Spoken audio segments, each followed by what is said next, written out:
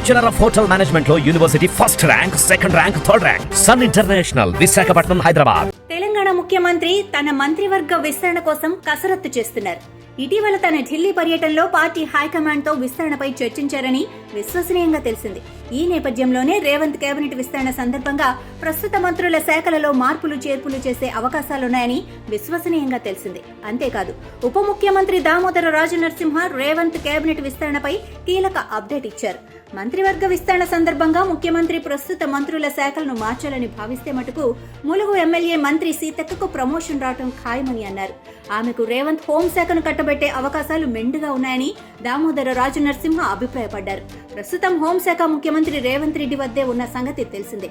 మంత్రివర్గ విస్తరణలో భాగంగా రేవంత్ తన కేబినెట్ లోకి 3 లేదా 4 కొత్తగా తీసుకునే అవకాశాలు మెండుగా ఉన్నాయన్నారు. అలా తీసుకునే వారిలో నల్గొండ జిల్లాకు చెందిన కోమటిరెడ్డి రాజగోపాల్ రెడ్డి, అలాగే ఇటీవల బీఆర్ఎస్ నుంచి కాంగ్రెస్ లో చేరిన హైదరాబాద్ కు చెందిన దానం నాగేందర్, నిజామాబాద్ జిల్లాకు చెందిన పోచారం శ్రీనివాస్ రెడ్డిలకు రేవంత్ కేబినెట్ లో బెర్త్ దక్కటం ఖాయమని పార్టీ వర్గాల ద్వారా విశ్వసనీయంగా తెలిసింది. అటు దామోదర్ రాజనరసింహ ఇచ్చిన సమాచారం మేరకు సీతక్కకు హోం మంత్రిత్వ శాఖ ఇవ్వటం ద్వారా రేవంత్ ఆమెకు ప్రమోషన్ ఇచ్చినట్లే భావించాల్సి ఉంటుంది. అదే జరిగితే ఉభయ తెలుగు రాష్ట్రాలలోనూ హోంశాఖ మంత్రులుగా మహిళలే ఉంటారు.